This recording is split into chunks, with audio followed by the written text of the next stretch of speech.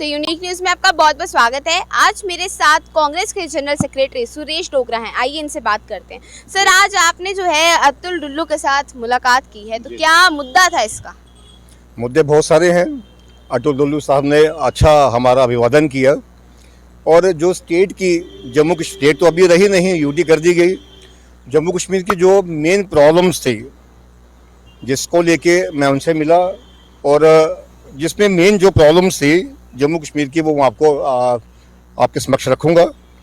जिसमें statehood restoration की पहली बात की गई मैंने, और दरबार मूव जिसको लेके व्यापारी वर्ग बहुत ज़्यादा परेशान है।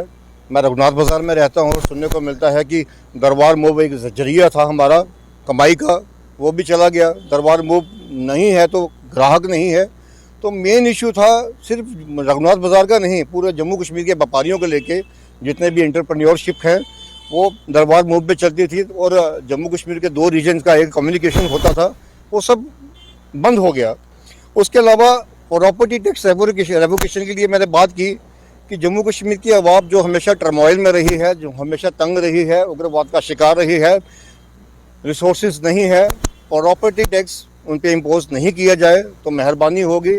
स्मार्ट मीटर्स की बात की गई कि थोड़ी सी बिजली चलाने के बाद जो लंबे लंबे बिल लोगों के घरों में आ रहे हैं, मैं पहले ही दरख्वास्त कर चुका हूं उनसे कि जम्मू कश्मीर के लोगों के पास रिसोर्सेज नहीं है कमाने के लिए, इसलिए ये जो लंबे लंबे बिल स्मार्ट मीटर की बात है वो इंस्टॉल नहीं किया जाए। वो अभी मजबूर हैं जम्मू कश्मीर के लोग। और एक बहुत इम्पॉर्टेंट इशू था, सभी इशू इम्पॉर्टेंट है लेकिन ये एक बहुत ही इम्पॉर्टेंट इशू था कि जिस तरह से ड्रग्स पूरे जम्मू कश्मीर में फैल रही है, ये एक ड्रग टेररिज्म कह लेंगे हम लोग, ये टेररिज्म से भी ऊपर का एक इशू है। यंगस्टर्स, युवा जो ड्रग के चपेट में आ रहे हैं, जनरेशन्स अपनी ख़त्म कर रहे हैं। देश का युवा एक भविष्य है, अपना भविष्य खराब कर रहे हैं। देश का युवा खराब होने का मतलब है कि देश खराब हो गया। ड्रग के ऊपर एक कड़ी पकड़ होनी चाहिए। पुलिस अथॉरिटी के साथ साथ जितने भी और एजेंसीज हैं उनको डिप्लॉय किया जाए ताकि ये ड्रग्स जो है इनको कंट्रोल किया जाए।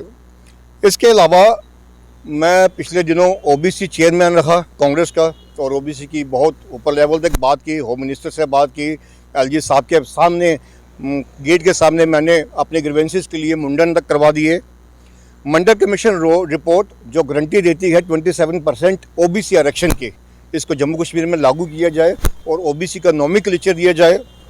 और एक बहुत पक्षपाती बातें हैं, वो है कि रूलिंग पार्टी के पास अगर वार्ड प्रेसिडेंट भी है या ब्लॉक प्रेसिडेंट भी है, उनको सिक्योरिटी प्रोवाइड की जाती है, और हमारी कांग्रेस पार्टी के पास जो secretary level, general secretary level या वाइस प्रेसिडेंट लेवल तक भी है, उनको सिक्योरिटी प्रोवाइड नहीं की जा रही। ये इश्यूज मैंने उनके आगे रखे। और भी छोटी छोटी चीज़ें थी।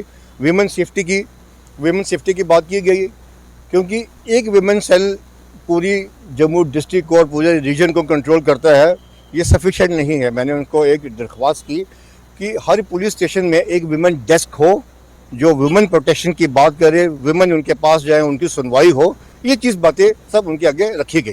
सर, जैसा कि आपने बताया कि ये इश्यूज जो है ये आज आपने उनके साथ डिस्कस किए हैं, तो उनकी तरफ से आगे से क्या कहा गया? कोई आश्वासन दिया गया? पूरा आश्वासन दिया गया।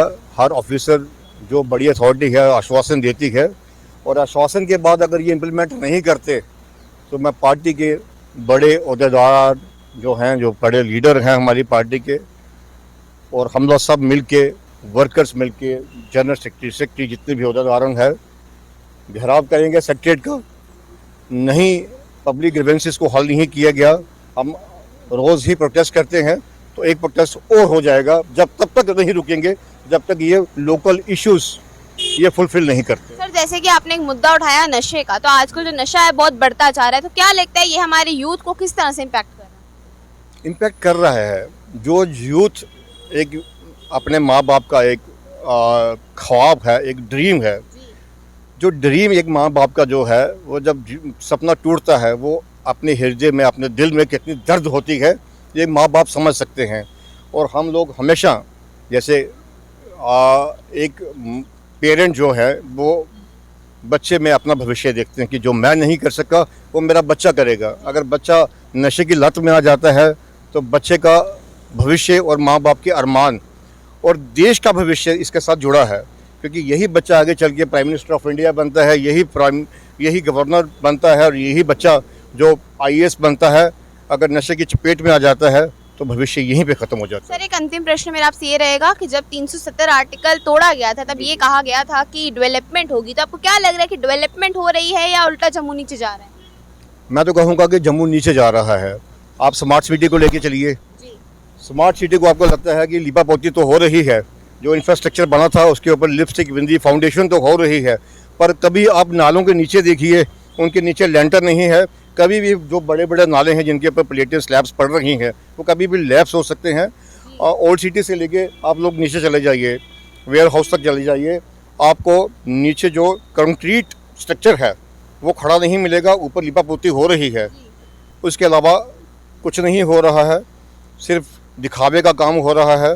जो जम्मू के मेन इश्यूज़ हैं, रोज़गार है, लैंड सिक्योरिटी है, इसके ऊपर अमली जामा नहीं पहनाया जा रहा है, इसका कोई काम नहीं हो रहा है।